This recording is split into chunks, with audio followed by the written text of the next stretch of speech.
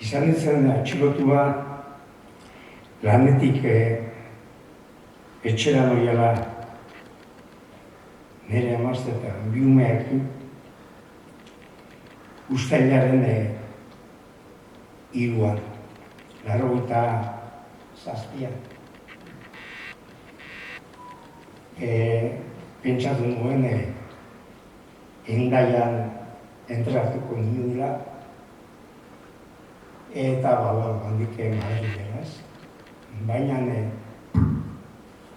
hori egin beharrean hartu zuten Paueko bidea. Hor ikusi nuen zer aldaketa bat bazaula. Jarraitu zuten eta eraman duten Paueko komisariara. Han kalabozo baten sartu ninduten, urrengo goize arte inora zan azaldu, urrengo goizean azaldu zan Mauleko kapitana izan dakoa. Eta berak zeusten nola eramaten nioen, nola biadatzen nintuten.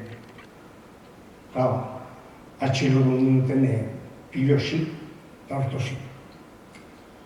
Orduan eskatzen nion, posible esan, erropa batzuk.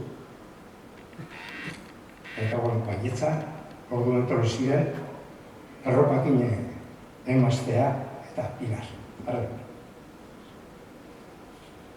Bertan egun nien, iguardi aldera, eraman ninduten Toulousera, Toulousen atzaldeko lauak aldian jarri ninduten da, handik Argelian.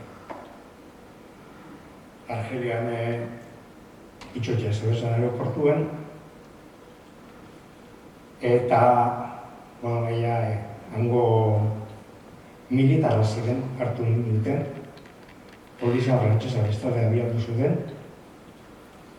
eta izan zen ilunke erabazan, eta zen pelikulertxo bat, ez. Nik eraman ninduten, 100 kilometro aeroportotik 100 kilometrora, euren zigortasun guztiak hartuta, eta sartu ninduten beste etxe baten,